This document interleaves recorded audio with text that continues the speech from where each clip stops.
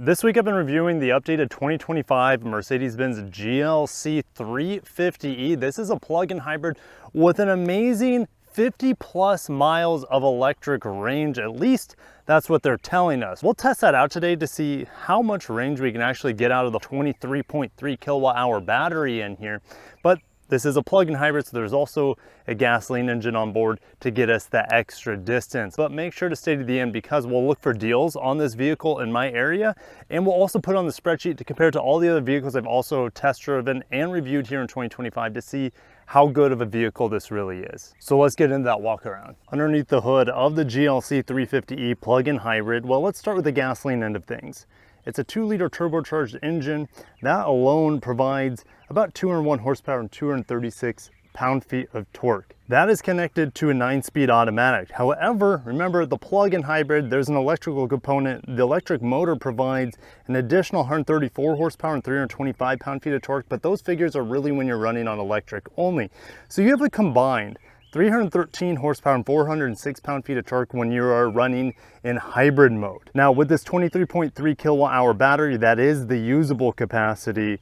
This is estimated at 54 miles of EPA range. And again, we're gonna test that. I think we can stretch it out a little bit further today. 0 to 60 should be around 6 seconds, maybe a hair over. All right, so let's close the hood, do a quick walk around. So we have a massive Mercedes-Benz logo. It is seriously like 6 and 8 inches across. I mean, it's dinner plate size almost. The thing, you're not going to mistake this for any other vehicle, that is for sure.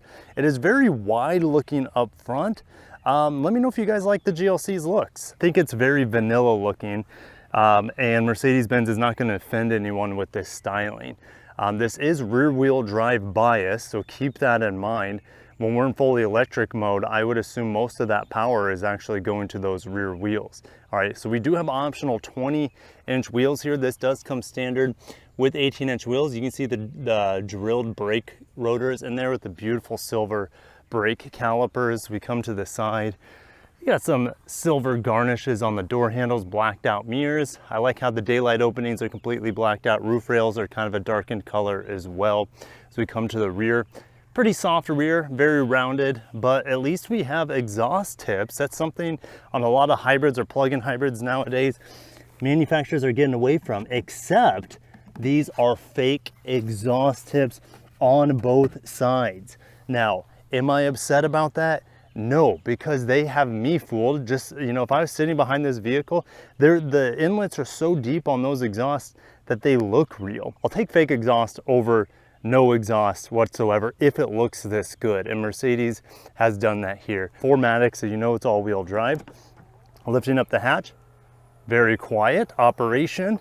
You can see that we're going to have some issues with cargo capacity compared to the normal GLC because of this big battery pack that sits right under here. I can fold down the rear seats here, 40-20-40, which is great. So a little ski pass-through. We have tonneau cover as well. So let's go ahead and, ooh, this, look how high, guys. I'm 6'1".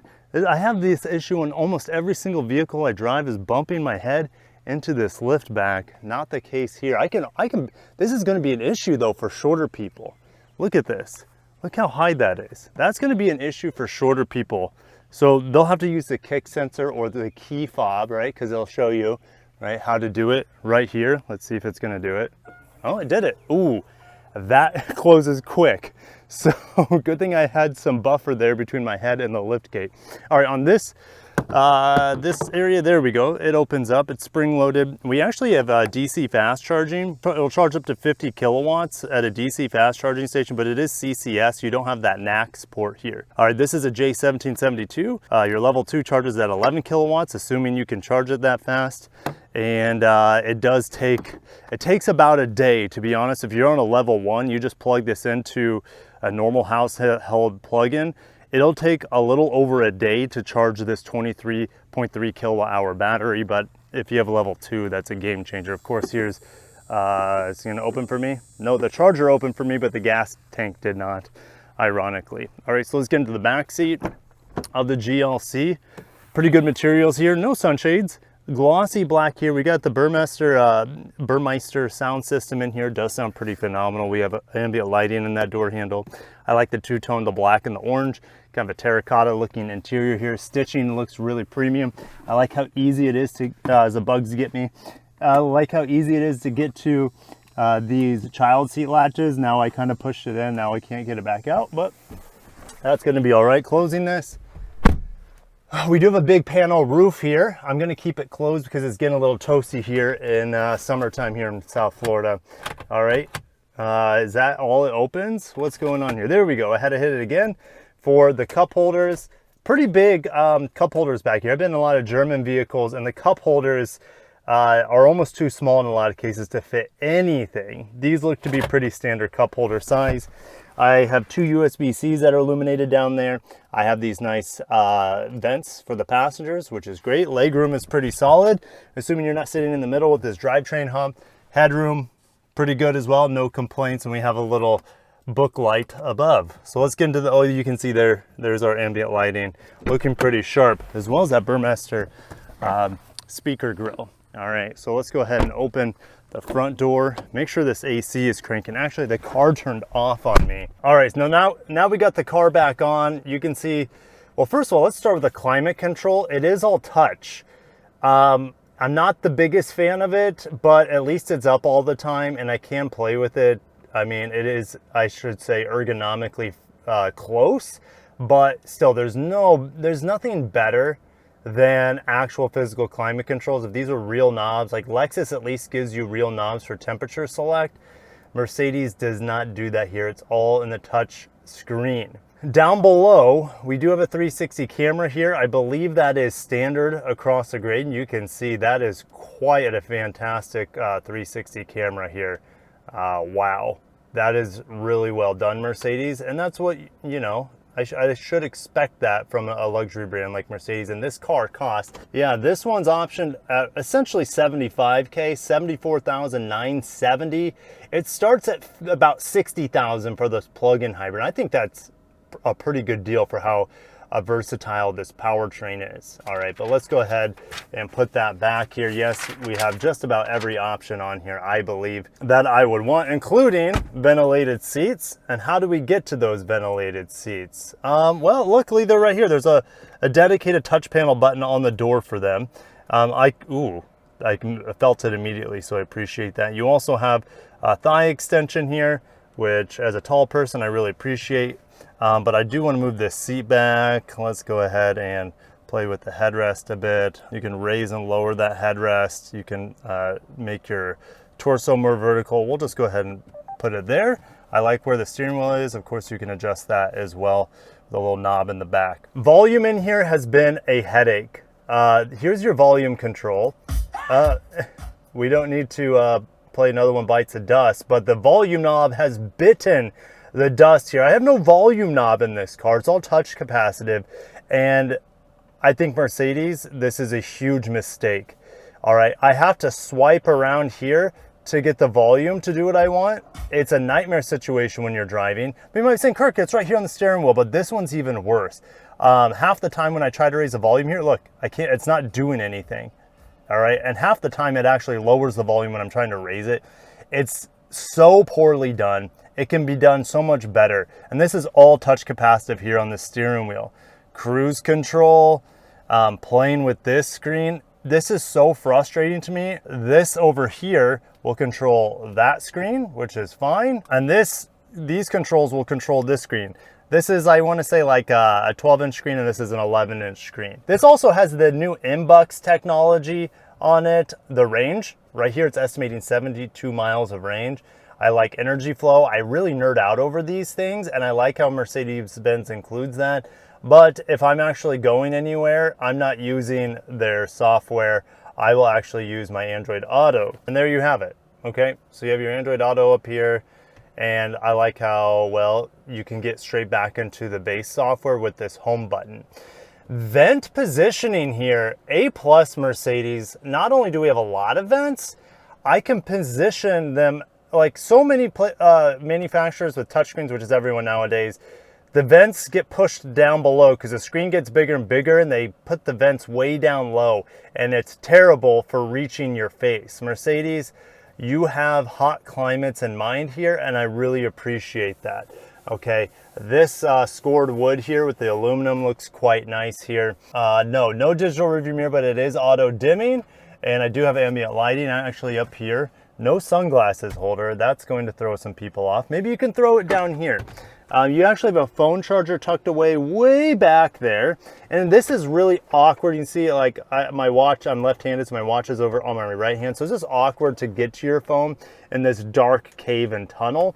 And then if you close it, well, you're greeted with, well, it doesn't really close all the way when you need a cord, but you could actually plug in your cord through here. You have 2 more USB-Cs, a couple cup holders here. Yeah, glossy black. I try not to touch this, and you might be able to see like there's just dust and smudges on this with this high traffic area. All right, I wish this was here, and it would make it so much more luxurious. All right, now this does not have a head-up display. You can get a head-up display if you want it, but I think this 12-inch screen here is plenty for me. We even have a touch panel for the sunroof here, which is just, oh my gosh. Why can't we just have a real switch there? All right, am I asking too much? This is a luxury vehicle. I should be able to have physical controls for a lot of this stuff. I just tried a 0 to 60 in fully electric. The gasoline engine fired in and assisted, so we're not going to be able to test fully electric 0 to 60, and that's okay. I understand why the engine chips in. So we put it into a sport mode here, and we're just going, I don't know if we can torque brake. Yep, and go. Okay, first to second was a little rough, but man, is it smooth.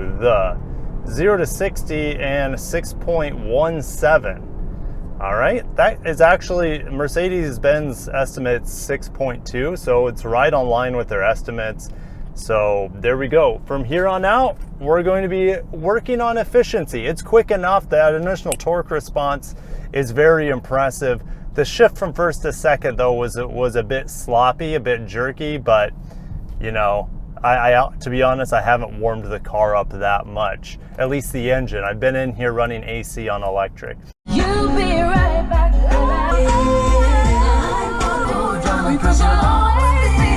So I've been driving for an hour and a half in the GLC 350e, and I still haven't ran out of range yet, and I've been driving for a lot of miles. I am at 71 miles. So far, I have 4 miles left. That's what it's telling me. It is just crazy how much range this has as a plug-in hybrid. All right, so I'm going to get back to the hybrid situation here. I have 5% left, and like it says it's just crazy how much range this is. So essentially, you have 74 miles of electric range, and I was driving mostly highway at around 50 to 60 miles an hour. You can see the speed limit here is 60 miles an hour. I drove through most of the Everglades. Well, it felt like it anyways, just to get the range down on this thing and to see what the actual mileage is in fully electric. Like, I guess in town, maybe it might be a little bit less. And if you're going 70 plus mile an hour on the highway, it'll definitely be less than 74 miles of electric range. But I'm still flabbergasted that it's estimated 54 and I'm getting 20 miles over that. So I'll put on the screen like what kind of percentage I'm getting over the estimated range just from the 23.3 kilowatt hour battery. All right, so the computer is telling me 3 miles per kilowatt hour, which when you think about it, it's not that efficient, but it's way more efficient than I thought it was going to be. All right, based off of the numbers that this is rated at. All right, so I've just been using cruise control most of the time in here, and the cruise control in here and the lane keeping, it's fantastic. And you have the paddle shifters here. And so if you set the paddle shifters to really strong braking and then you set cruise control on, and then you got to get out of cruise control. For example, if I press cancel here, it says normal recuperation instead of the strong recuperation. So it resets the regen. So when you get off cruise control, the vehicle doesn't feel like it's slamming on its brakes. I really appreciate that, and it's something a lot of manufacturers don't do. All right, I'm glad they do that here because it's literally a safety issue. If you get off cruise control just by like tapping your brakes a little bit, and then it gives you full regen brakes. And I'm glad it doesn't do that. It gives you like the standard regen, which is very mild. Ride quality's been great in here, to be honest. Now it would be even better with the 18s. Standard is an air ride rear suspension that's auto leveling, and the ride quality in here is really solid. But like I said, if you have smaller wheels on here, it'll be even better. What's highway noise like? Well, it's been extremely minimal. All right, very, very minimal. I just hit 74 miles, and I'm just watching my battery here to see when and my tachometer to see when the engine's gonna fire on.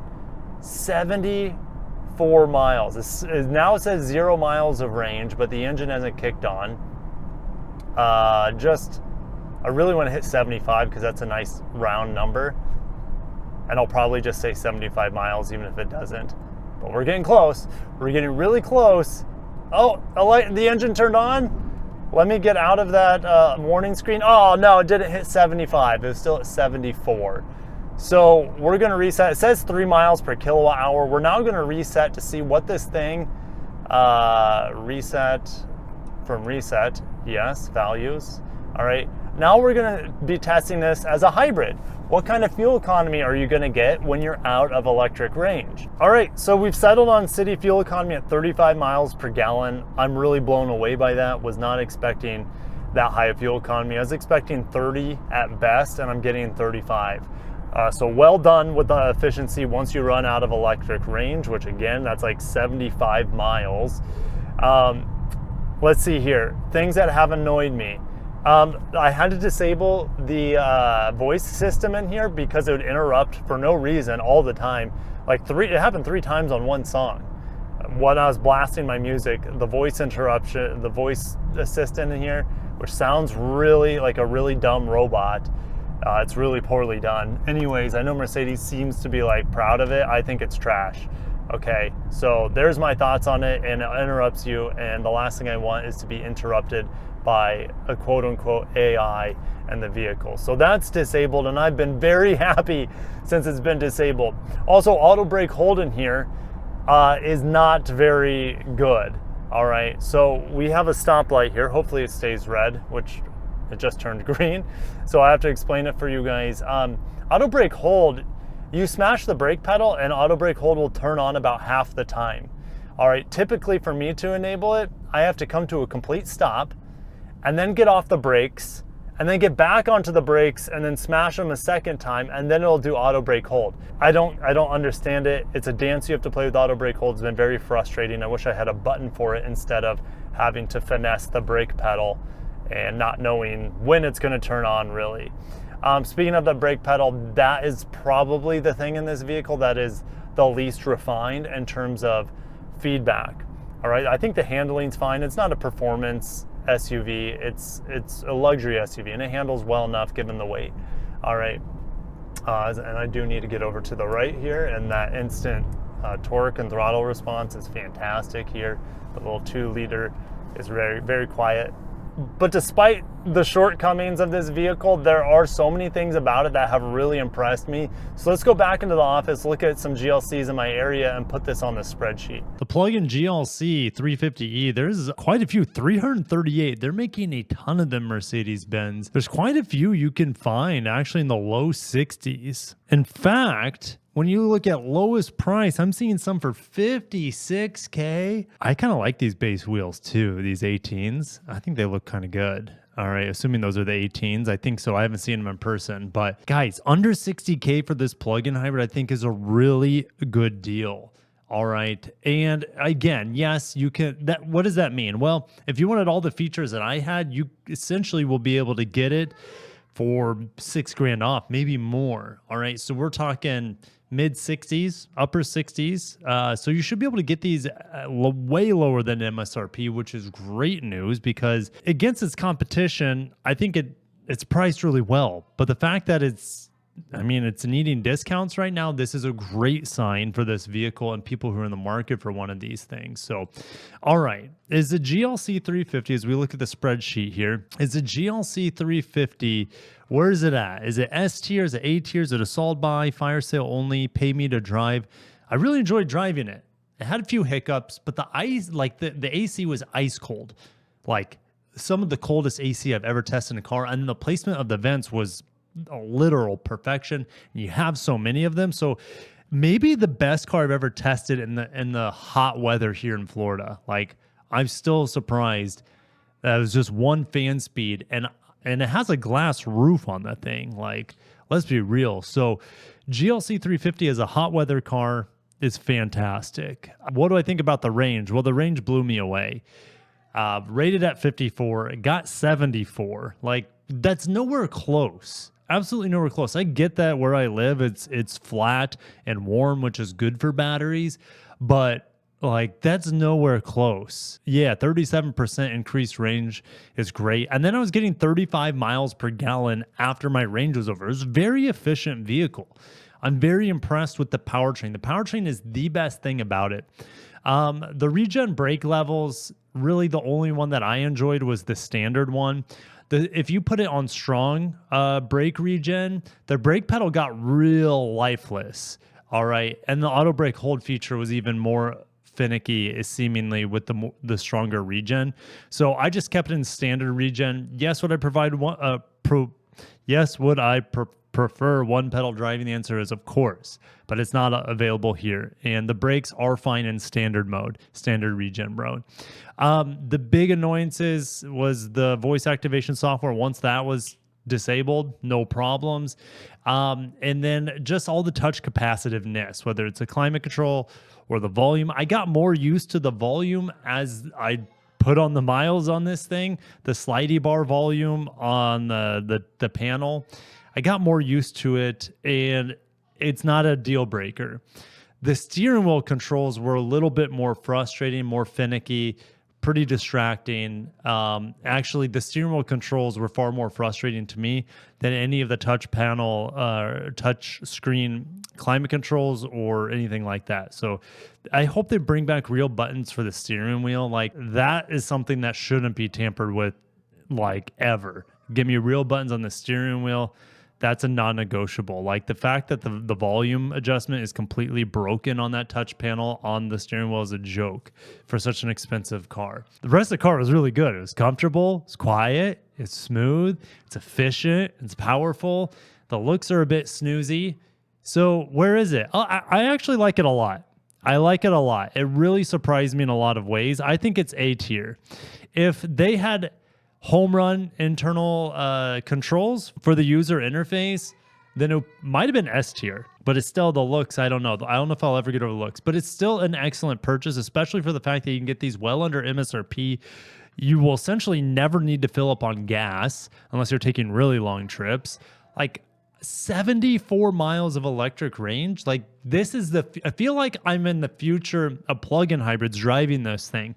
And I know like in China, they have really long range plug-in hybrids that have really good efficiency and good power. I understand that, but that's not available in the United States. We're really far behind on plug-in hybrid technology here, except for this vehicle. There's another plug-in hybrid coming out soon that I'm very excited for. This is the new and updated RAV4. All right, the RAV4, if the RAV4 gets over 37 or around 30%, 7% more range than 50 miles, we're looking at like 70 miles or maybe 65 miles of electric range in my testing for the new RAV4 plug-in hybrid, which is pretty exciting. But this is reviews about the Mercedes GLC. It hit out of the park. The powertrain, smooth, quiet, and efficient. And it was just really enjoyable car to drive 99% of the time. So it's an A tier. Let's go ahead and put it in here. These are really in no particular order, to be honest. I think I had more fun driving the Jeep Willys plug-in hybrid, but again, they're in no particular order. I'll go ahead and put super efficient, needs buttons. Simple as that. It's a very, very impressive vehicle. I wish it looked a little bit edgier. Wish it had some, I don't know, the vehicle just looks so generic and bland and vanilla. Actually, vanilla is better than bland. Is this vehicle vanilla looking or bland? I'll leave that for you guys to decide. All right.